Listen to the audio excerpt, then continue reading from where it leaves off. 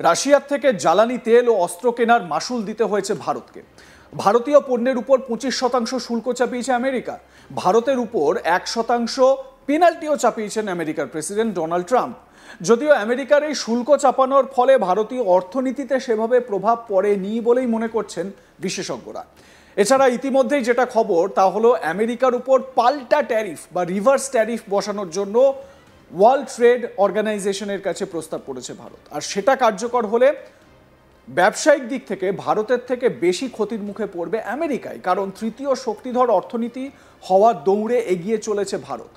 খোদ ভারতের প্রধানমন্ত্রী নরেন্দ্র মোদীও বারাণসীর সভা থেকে বিদেশি পণ্য বর্জন করে দেশীয় পণ্য ব্যবহারের পক্ষে সওয়াল করেছেন। এ বিষয়ে যারা আন্তর্জাতিক বিশেষজ্ঞরা রয়েছেন তারা তাদের মতামত জানাচ্ছেন। যেরকম অনেকেই বলছেন যে ভারতের উপর 25% শুল্ক চাপানোর ফলে ব্যবসায়িক দিক দিয়ে ভারতের তুলনায় আমেরিকায় বেশি ক্ষতিগ্রস্ত হচ্ছে। এর উপর যদি ভারত আমেরিকার উপর পাল্টা শুল্ক চাপায় তাহলে আমেরিকা আরও বিপাকে পড়বে।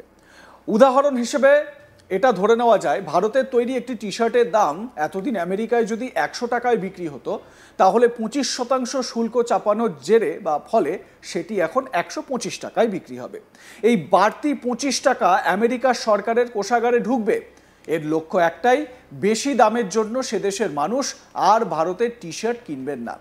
তাহলে ভারতের অর্থনীতিটা মার খাবে। আদতে ভারতের অর্থনীতিকে দুর্বল করাই হচ্ছে লক্ষ্য।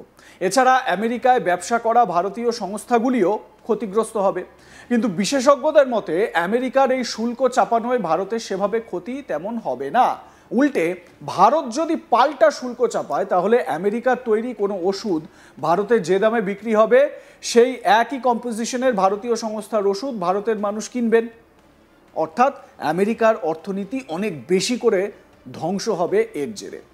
এ বিষয়ে আমরা কথা বলেছিলাম আন্তর্জাতিক সম্পর্ক বিশেষজ্ঞ শুভাশিস ব্যানার্জির সঙ্গে। আপনাদের শোনাবো তাঁর মতামত। ট্যারিফের যে খেলাটা চলছে এটা কিন্তু ভারত শুরু করেনি। বিখ্যাত হিন্দি ছায়াছবিতে একটা ডায়লগ ছিল না, শুরু আপনি কি খতম হাম করেঙ্গে। পয়েন্টটা হচ্ছে অনেকটা সেরকম লাগছে। এই জিনিসটার দিশাটা কিছুটা হলেও বিশ্বকে দেখিয়েছিল চায়না, যে আমরা কাউন্টার ট্যারিফ সিস্টেমে যাব। তুমি চাপাও না, তুমি 100 চাপাবে আমিও 100 চাপাবো, তুমি 5 এগোবে আমিও 5 এগোবো। এবার পয়েন্টটা হচ্ছে কি, ডোনাল্ড ট্রাম্পের বা আমেরিকার এটা বোঝাটা খুব দরকার যে আজকের যদি সময়সীমাটা আমরা দেখি বা আজকের যে সময়কালটা যদি আমরা দেখি তাহলে এটা বুঝতে পারবো যে ট্রাম্প কেন্দ্রীয় যে বিশ্বটার স্বপ্ন তারা দেখে, উঠতে বসতে ভাবে সবাই অ্যাজ ইফ সকালবেলা উঠে ট্রাম্প ট্রাম্প ট্রাম্প ট্রাম্প করে জপে, জিনিসটা সেরকম নয়। তার জন্য যখন ও ভেবেছিল যে একদম ভারত গুটিয়ে সেলে চলে যাবে যেই মুহূর্তেই আমি ট্যারিফটা ঘোষণা করব, সেটা হওয়ার পরে যেটা ঘটলো, ভারত একটা সময় নিল, একটা ভাবনা চিন্তা করলো, তার ইকোনমিক স্ট্র্যাটেজিটা সাজালো, সাজিয়ে কাউন্টার ট্যারিফ ফেলে দিল। তার মানে পরিষ্কার বোঝা এটা জিনিস, হতে পারো তুমি বাঘ কিন্তু তুমি তোমার জঙ্গলের বাঘ, হতে পারে আমি বাঘ আমি আমার জঙ্গলের বাঘ।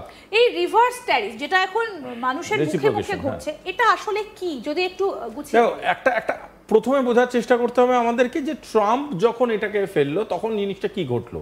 সেটা হচ্ছে অনেকটা এরকম যে আমাদের একটা টি শার্ট যদি 100 টাকা দামে আমরা এতদিন ধরে আমেরিকায় বিক্রি করে এসে থাকি, সেই টি শার্টটায় 25% ট্যারিফ যখন বসানো হচ্ছে, সেই টি শার্টটার দাম আমেরিকায় গিয়ে দাঁড়াচ্ছে 125 টাকা।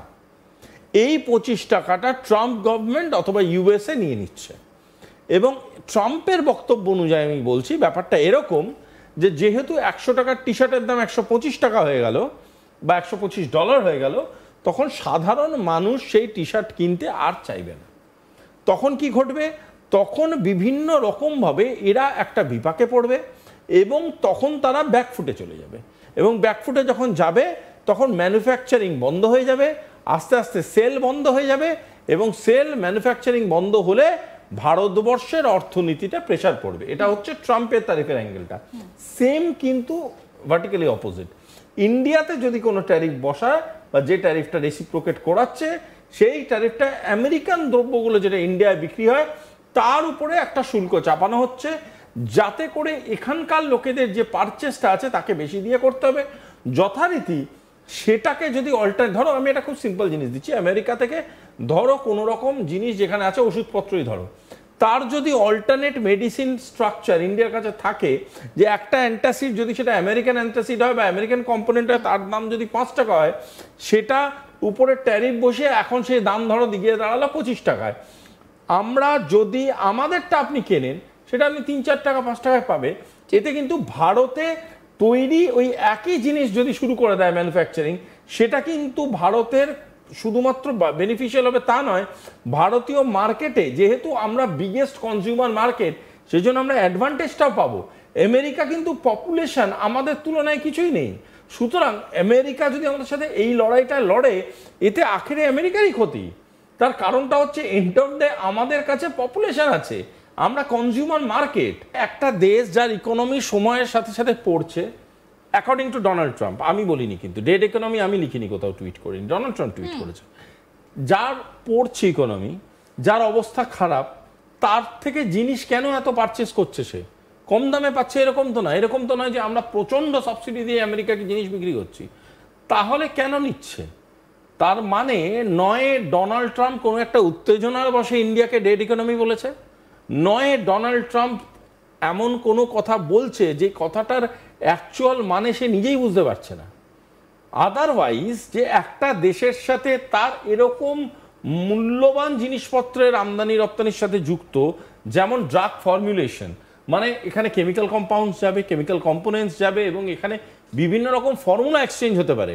দ্বিতীয় হচ্ছে টেলিকম ইনস্ট্রুমেন্টেশন, এখানে তো বলাই বাহুল্য যে কি ধরনের জিনিসপত্র যেতে পারে, ওয়্যারলেস টেলিকমিউনিকেশন, মানে সিম কার্ড, এখানে এন নাম্বার অফ থিংস। মূল্যবান পাথর, এই যে রিসোর্স অ্যান্ড মিনারেলসের মধ্যে এটা পড়ে। তারপরে আসছে পেট্রোলিয়াম পণ্য, গোটা পৃথিবী জানে হাউ ইম্পর্টেন্ট ইট ইজ। তারপরে আছে গয়না, তারপরে আসছে এফএমসিজি প্রোডাক্টস, তারপরে আসছে লোহা ও ইস্পাত। এই পয়েন্টটাতে আমি একবার আসতে চাইছিলাম। এই যে লোহা ও ইস্পাত is one of the biggest transactional process, খুব ইম্পর্ট্যান্ট একটা জিনিস। যখন আমেরিকা আগামী দিনে এবং এখনো সব থেকে বেশি ইনভলভমেন্ট এবং ইনভেস্টমেন্ট হচ্ছে ইনফ্রাস্ট্রাকচারাল ডিপ্লোমেসিতে, বিভিন্ন দেশে গিয়ে ব্রিজ তৈরি করছে, বিভিন্ন দেশে গিয়ে বাড়ি তৈরি করার চেষ্টা করছে, বিভিন্ন দেশে গিয়ে বিভিন্ন রকম ইমারত খাড়া করার চেষ্টা করছে, তখন এই যে ইম্পর্টেন্ট যে ইনভেস্টমেন্টটা করছে, তার পিছনে লোহা ও ইস্পাতের একটি অত্যন্ত গুরুত্বপূর্ণ স্থান রয়েছে। তো সেই জিনিসটাই তারা আনে ইন্ডিয়া থেকে। তো সেই ইন্ডিয়াকে তারা আজকে সাইডলাইন করার যে কথাটা বলছে, ইন্ডিয়া রিটালিয়েশন করছে ইন দেয়ার ওন ওয়ে, এটাই তো হওয়ার কথা ছিল। সে কি ভেবেছিল যে Narendra Modi, Indian government, Indian মানুষজন মাথা নিচু করে নাচার ভুল হয়ে গেছে, আপনি যা করেছেন আমরা সেটা মেনে নিচ্ছি, দিয়ে দেবে? না, দেবে না। এবং আমি প্রথমবার জোর গলায় বলছি যে এইটা হচ্ছে একটা চাইনিজ মডেল, যেটা কিন্তু বিশ্বের সামনে আমেরিকার কান মুলে বসিয়ে দিয়েছে আমেরিকাকে। সেটা হলো চায়না করে দেখিয়েছে। হ্যাঁ, China is much bigger economy, correct. China করতে পেরেছে, চায়নার কাছে ব্যাকআপ অনেক আছে, কারেক্ট। আমি বিশ্বাস করি এবং সম্মানের সাথে বলি চায়নাকে, যে চায়না আমেরিকাকে অনেক প্রপার ট্রিটমেন্ট করে। যে ভাষাটা আমেরিকা বোঝে, চায়না ওই ভাষাতেই আমেরিকার সাথে কথা বলে। আমরা অনেক ক্ষেত্রেই অত্যন্ত ভদ্র ভাষায় আমেরিকাকে ট্রিট করেছি। তো আজকের ডেটে দাঁড়িয়ে যখন আমাদের সব থেকে বড় ক্ষতি করেছে যে দেশগুলো, সেই দেশগুলোর পাশে দাঁড়িয়ে বলতে পারো সফট থ্রেটনিং দিচ্ছে, বারংবার বোঝাবার চেষ্টা করছে, ভারতবর্ষকে থ্রেট করছে, তখন যদি ভারতবর্ষ ট্যারিফ বসিয়ে থাকে, তখন যদি ভারতবর্ষ আমেরিকাকে এটা বুঝিয়ে থাকে যে ওয়্যার ইউ বিলং, বেশ করেছে। লাইক, কমেন্ট, শেয়ার করতে ভুলবেন না। দেখতে থাকুন আজ তাক বাংলা, সাবস্ক্রাইব করুন ইউটিউব চ্যানেলটি।